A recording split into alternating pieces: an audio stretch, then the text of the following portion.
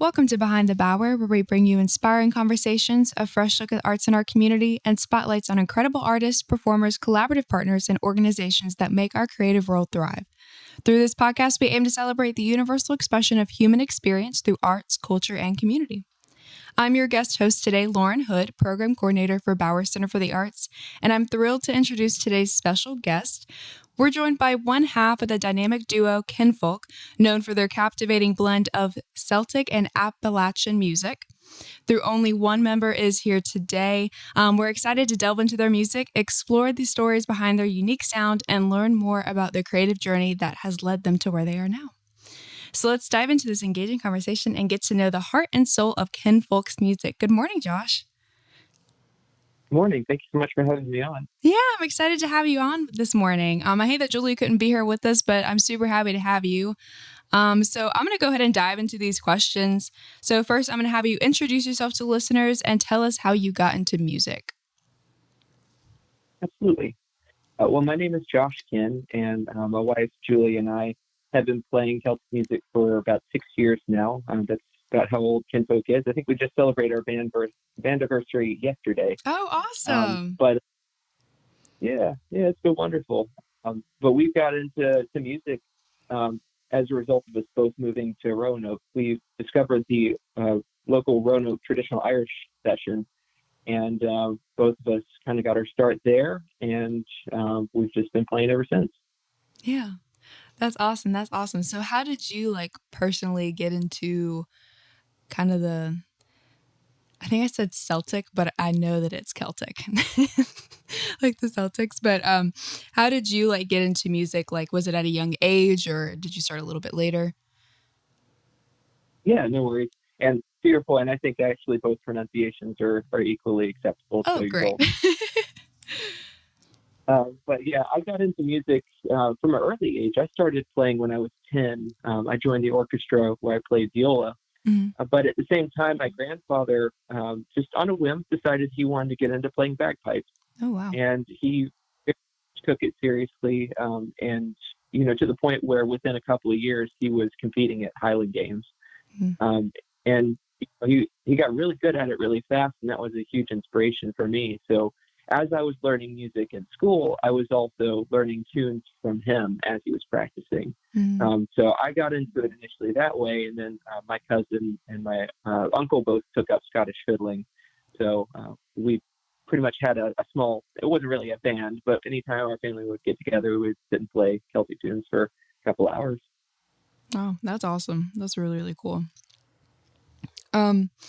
So you kind of talked a little bit about the origins of Kinnfolk, but if you want to dive a little bit deeper into that, how the two of you came together and formed this duo. Sure. Yeah.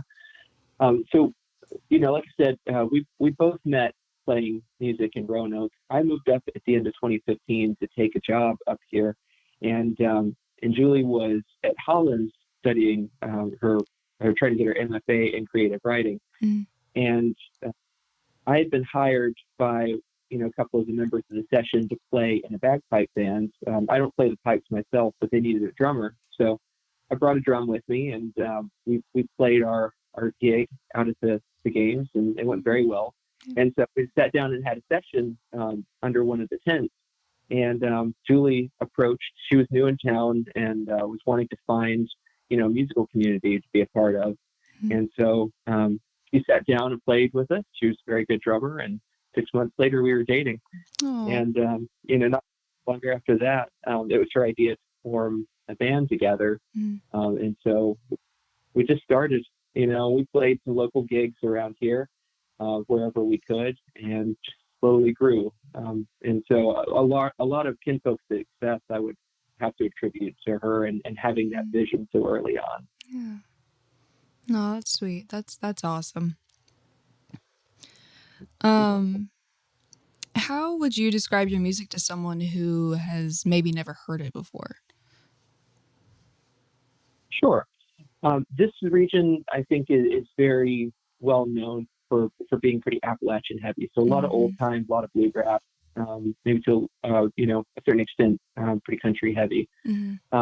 Celtic music is very much rooted in that.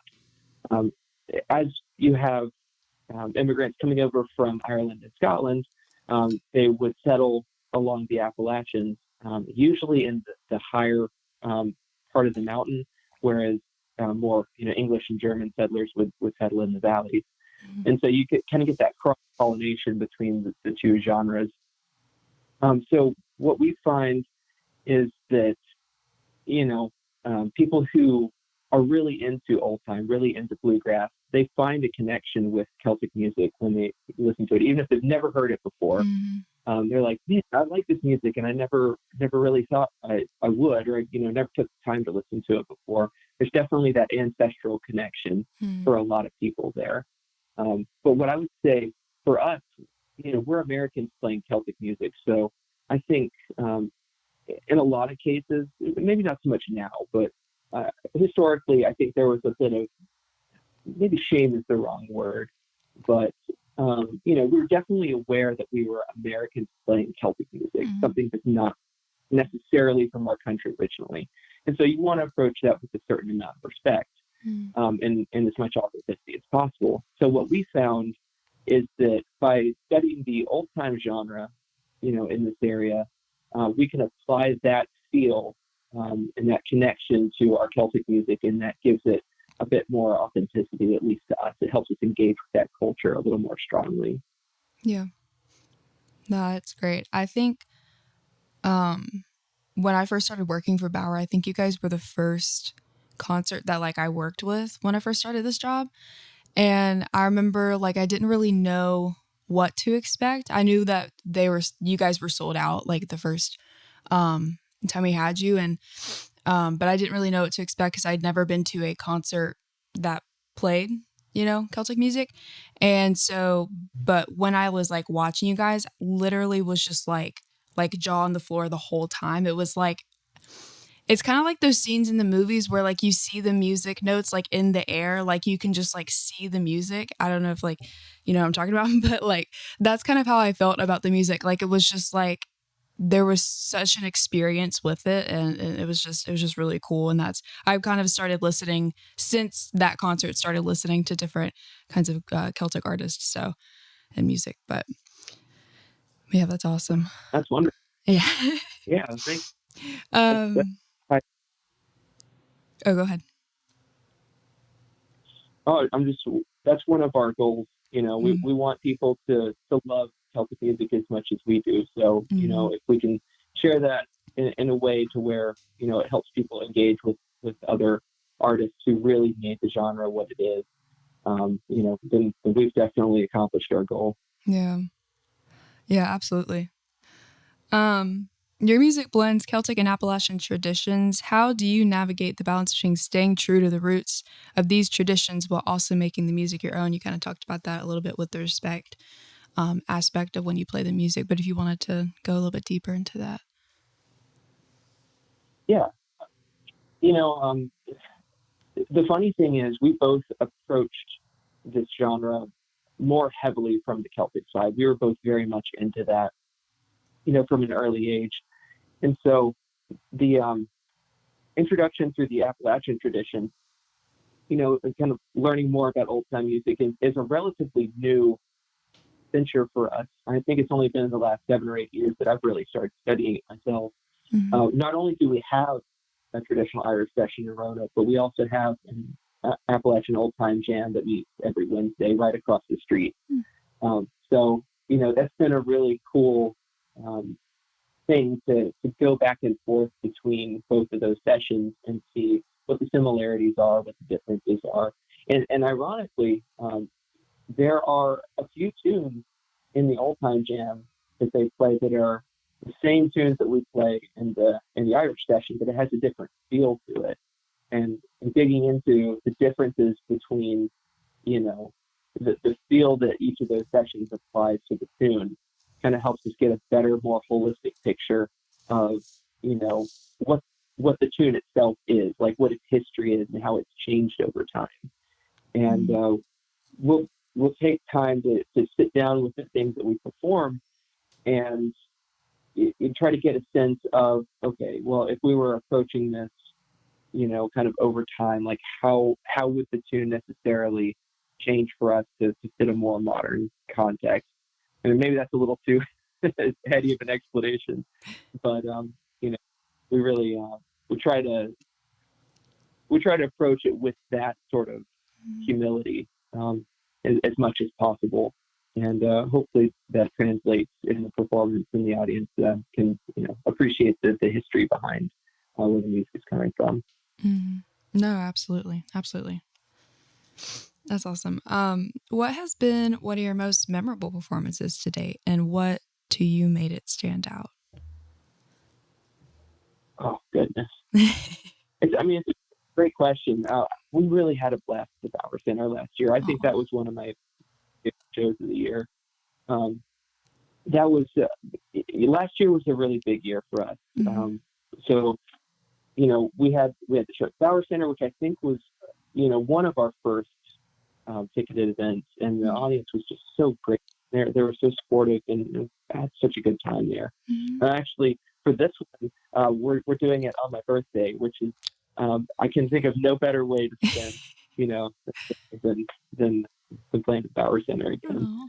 Oh. Um, but to kind of tack onto that, we've had a number of really great shows that we did last year. So in addition to that, we also had the opportunity to play in Canada.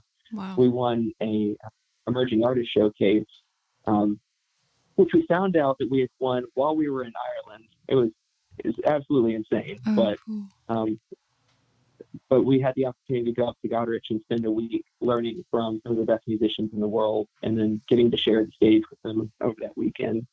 That was pretty incredible. No, but I really appreciate you saying that about the Bauer Center because we love having you guys. Um, yeah, like I talked about earlier, it was a sellout last year, and the community loves having y'all. Um, so yeah, we're really excited to have you guys back in a couple of weeks. Um, so do you have any advice for aspiring musicians who are interested in exploring traditional or folk music? Yes, I think a lot of people when they're starting out, that they feel self-conscious about their playing ability. They think of Mm-hmm. themselves as being too beginner, too amateur. There is nothing better that you can do than getting in and playing with other musicians. This is very much a an oral tradition where you learn from someone playing the tune over and over. You learn how to play with different kinds of people who have a different kind of rhythmic approach to a tune. And so, what I would say, and this is coming from someone who didn't really have that kind of community until I moved to Roanoke. My interest in Celtic music was strictly through my family, and when I would get to see them during vacation, Mm-hmm. and then just learn on my own. But I really, really got a lot better when I found a session that took me in and accepted me, and allowed me to play with them. So I would definitely say for anyone who's interested in traditional or folk music to find your community of people, find a friend that is really into those tunes, and just start playing. Um, Yeah. there's nothing better. Yeah. I love that. That's awesome. What is next for Kinnfolk? Are there any upcoming projects or dreams that you would be excited to share with us? Yeah, absolutely. We have two really big projects that we're excited about for the coming year. The first is that we're in the process of releasing our third album, Star Above the Mountain, which is something I actually meant to mention earlier for one of your previous questions. We received a grant from the National Endowment for the Arts, Mm-hmm. and this was through the Roanoke Arts Commission. And we were um, basically given that in order to pen a series of Celtic songs and tunes about the Roanoke Valley. And we performed that at Spot on Kirk last year to a sold out audience. We called that program Star Above the Mountain. Oh. And we joined with our friends from the session who played these original songs and tunes with us. And we are working on turning that performance into an album right now. Wow. So we've gone and recorded everything. We're in the editing process, and we're hoping to have that released by March of next year. Oh, that's So awesome. that'd be Kinfolk's third album, Star Above the Mountain, should be coming out then. Yeah. Um, we're also very excited to report that we're working with a tour agency, Healy Tours, to lead a tour group through Ireland next year. Wow. So for anyone who's really into Celtic music and has always wanted to go over to Ireland, but they're not sure where to start, uh, if they want to come with us, we're pleased to announce that we're going to be doing that next year. And we've already gotten quite a few people signing up for the trip. There's still plenty of spots for anyone who wants to come along with us. Wow. That's really cool. That's really cool. I'll definitely have to look into that because that would be so much fun. Yeah, Um, super excited. yeah. And that album, this just a question, is that is it a live album? Like was it live from that performance, or are you guys just re-recording the songs that you did at the performance? Yeah, we're re-recording the songs Cool. for for audio, but Yeah. we're including all the people that were in that performance with us. So all those Sweet. original performers will be on that. So this is a higher production Yeah. project for us. For our last two albums, it was just two of us playing together. Yeah. This is going to be a robust sound than what a typical Kinnfolk recording or performance is. So we're very excited for that collaboration. And the initial tracks that we've got back sounded very, very good. So we're Yeah. so excited to see what the finished like. We're even more excited to share it with everyone. Yeah, absolutely. I can't wait. That sounds awesome. What can an audience members expect at this upcoming Kinfolk concert? I think that the typical person coming in is going to feel a whole range of emotions.